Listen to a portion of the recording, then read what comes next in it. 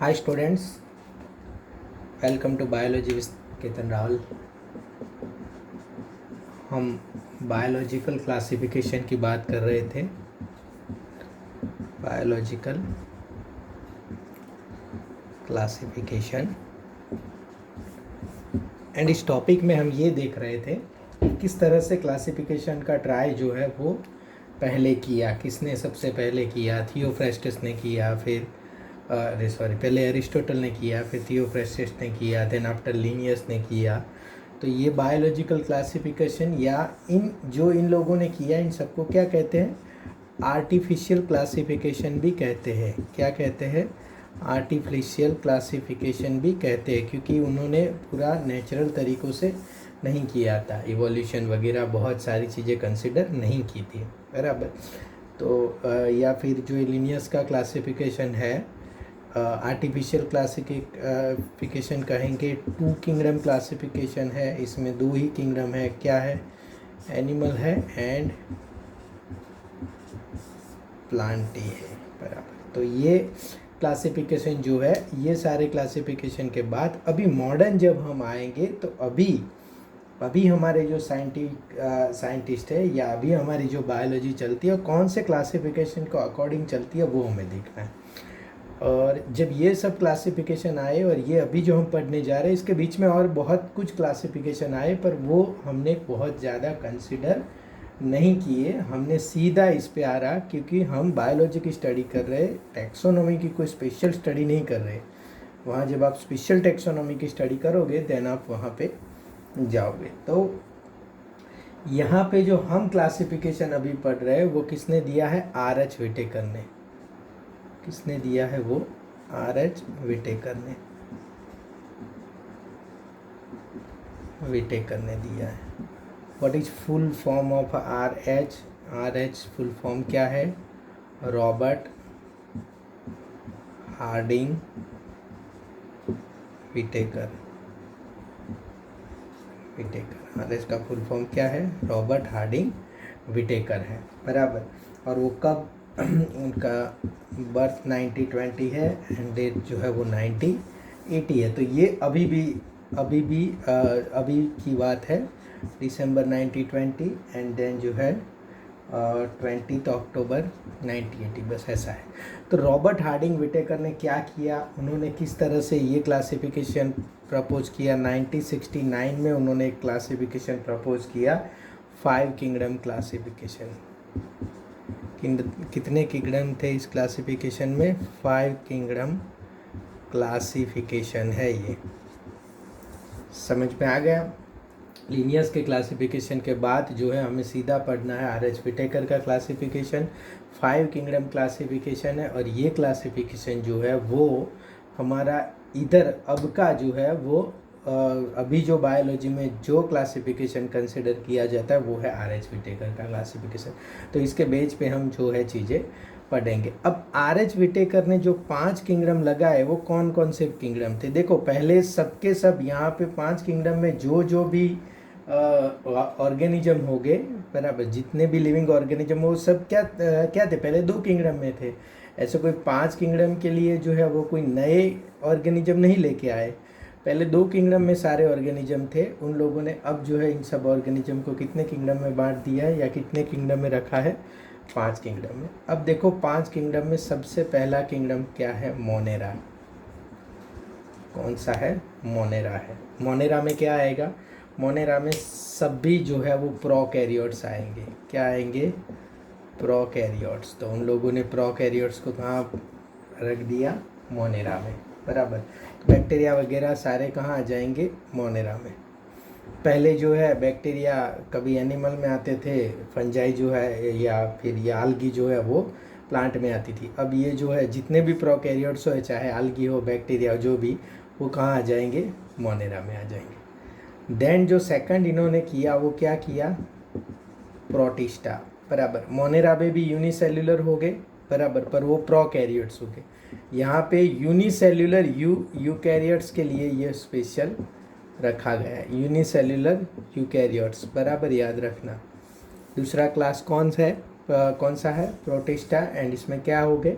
Unicellular eukaryotes. Clear हुआ।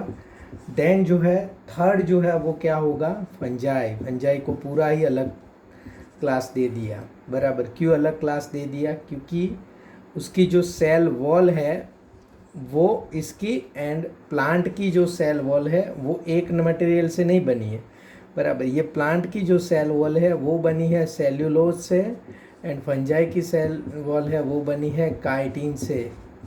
तो इसीलिए इन दोनों को एक ही इसमें नहीं रखा जा सकता। तो पहले जो है फंजाई प्लांट में था, पर अलग करके पूरा ही अलग ही उसका क्या किंगडम बना दिया, किंगडम फंजाई, बराबर। तो यहाँ पे क्योंकि बिकॉज ऑफ सेल वॉल जो है वो अलग अलग थी तो उन्होंने अलग कर दिया। देन देखेंगे न्यूट्रिशन का वो भी अलग है, बराबर। फंजाई जो है वो अपना खाना खुद नहीं बनाती। 4 जो है वो फंजाई के बाद जो है वो प्लांट्स, वो तो अपना पुराना ही है। एंड 5 जो है वो एनिमल। मतलब अभी जो है ये 5 किंगडम है। तो ये पांचों 5 किंगडम जो है, मोनेरा है, प्रोटिस्टा है, फंजाई है, प्लांटी है एंड एनिमलिया है। जैसे इसको प्लांट के वजह प्लांटी कहेंगे और एनिमलिया कहेंगे, क्यों, क्योंकि हम लेटिन का यहाँ पे इन लोगों को है कि भाई लेटिन जो है वो यहाँ पे हम यूज़ करें। अब देखो यहाँ पे इसका मेन क्राइटेरिया क्या था, कौन से मेन क्राइटेरिया के बेसिस पे इन लोगों ने ये चीज़ें किया। मतलब ये चीज़ें इनका main criteria, what is the main criteria. उनका मेन क्राइटेरिया जो था वो है सेल स्ट्रक्चर। क्या है, cell structure. Then thallus organisation. Thallus organisation का मतलब ये है कि ये सेल या टिश्यू या ये सब कैसे बने हैं, किस तरह से दिखता है, बराबर। तो ये थैलस ऑर्गेनाइजेशन के बेस पे अब यूनिसेल्युलर है, मल्टी सेल्युलर है, बराबर। सेल का अंदर का स्ट्रक्चर, देन जो है वो थैलस ऑर्गेनाइजेशन, बराबर। देन जो है क्या है, मोड ऑफ न्यूट्रिशन, ऑटोट्रॉप्स है, हिटोट्रॉप्स है, सेप्रोफाइट्स है, न्यूट्रिशन, बराबर। देन जो है वो रिप्रोडक्शन, कैसे रिप्रोडक्शन करते हैं, एंड देन जो है वो phylogenetic relationship, phylogenetic relationship. Clear हुआ। इतनी चीज़ों पे इन्होंने आधार रख के ये चीज़ें किया है, बराबर। ये सेल स्ट्रक्चर है या थैलस ऑर्गेनाइजेशन है, एक सेल से बना है, 2 सेल से बना है, टिश्यू है कि नहीं है, मोड ऑफ न्यूट्रिशन है, कौन सा मोड ऑफ न्यूट्रिशन है, रिप्रोडक्शन है, रिप्रोडक्शन जो है वो करता है कि किस तरह से करता है, इसके बेसिस, एंड फाइलोजेनेटिक रिलेशनशिप। मतलब आगे से जो इवोल्यूशन से इनकी लाइन चली आ रही या कड़ी चली आ रही है, वो इनसे कोई रिलेशन करते हैं कि नहीं करते, इन लोगों को ऐसे क्लास में रखा जाएगा। समझो कि एक क्लास में रखा है कैट, देन हमको पता चलेगा कि कैट जो है वो कुछ ना कुछ लायन से इवोल्यूशन में से आई है। पहले वो सब लायन ही थे, फिर ये हो गए करके कैट हो गई। तो यहाँ पे लायन और कैट को जो है वो एक ही किंगडम में रखा जाए, इस तरह का चीज़ें करेंगे। तो ये सब चीज़ें इन्होंने कंसिडरेशन में लिए। याद रखना, इसमें MCQ में ये चीज़ पूछेंगे। समझ में आ गया आपको, क्लियर। पहले 2 किंगडम थे, प्लांटी एंड एनिमलिया, 5 किंगडम कर दिए। क्या क्या चीज़ें 5 किंगडम में, Monera, protista, fungi, Plantae and Animalia, ऐसे 5 किंगडम कर दिए।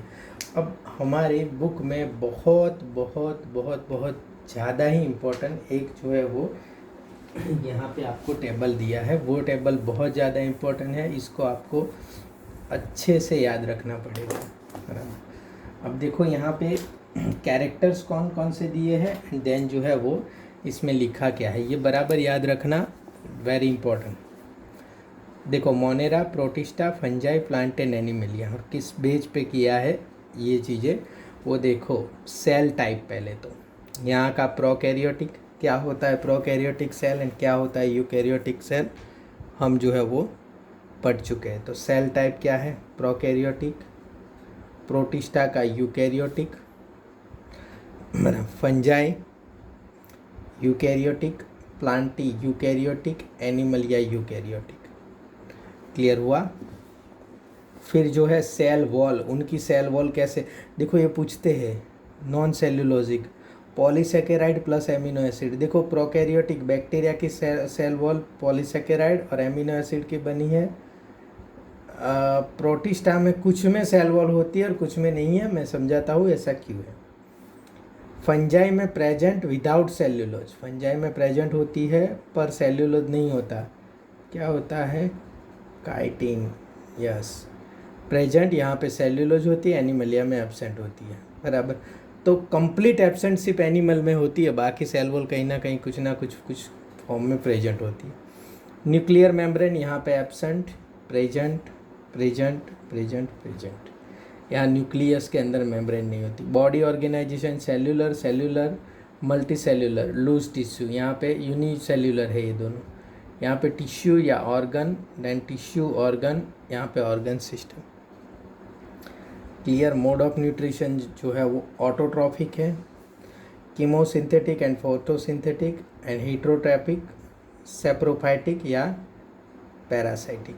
अब देखो ऑटोट्रॉपिक का मतलब ये है कि ये अपना फूड खुद बनाते हैं, पर इसमें भी फोटोसिंथेटिक होते हैं या कीमोसिंथेटिक, या फोटोसिंथेटिक मतलब सनलाइट यूज़ करके या केमिकल यूज़ करके। हीट्रोट्रॉपिक मतलब खुद नहीं बनाते। सेप्रोफाइटिक मतलब जो मरे हुए चीज़ों से खाते हैं चीज़ें, उसको सेप्रोफाइटिक कहते हैं।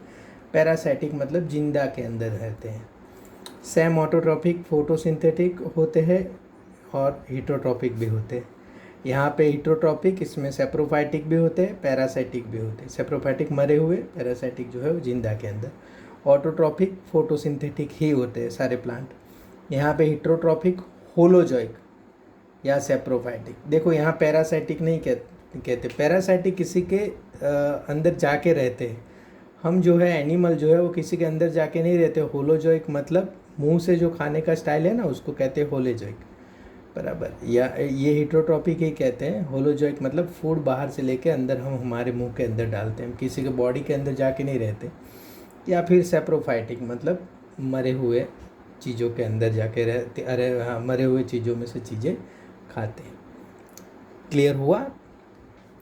तो ये पूरा का पूरा चीज़ आप बराबर देख लेना, कंप्लीट टू कंप्लीट। देन हम जो है वो आगे चीज़ें डिफ्रेंशिएट करेंगे कि किस किस तरह से। अब देखो इसके बाद मैं आपको क्यों इतना ही दे रहा हूँ, क्योंकि इसके बाद जो है ये यहाँ पे 5 किंगडम क्लासिफिकेशन के बाद हम देखेंगे कि पहले कितनी चीज़ों को एक चीज़ में रख दिया था, एंड देन क्या क्या हमें चीज़ों में प्रॉब्लम हुआ, या क्या चीज़ जो है वो 5 किंगडम क्लासिफिकेशन के पहले क्या क्या चीज़ों में प्रॉब्लम हुआ, वो हम थोड़ा देखेंगे, क्योंकि यहाँ पे पूरा आपको एग्जाम्पल दिया है। एक दूसरा क्लासिफिकेशन जो है वो यहाँ पे 3 डोमेन क्लासिफिकेशन है, वो भी हम बीच में देख लेंगे। तो ये पूरा पैराग्राफ मैंने जो ये पढ़ा है, ये आप पूरा का पूरा अच्छे से क्लियरली पढ़ लो।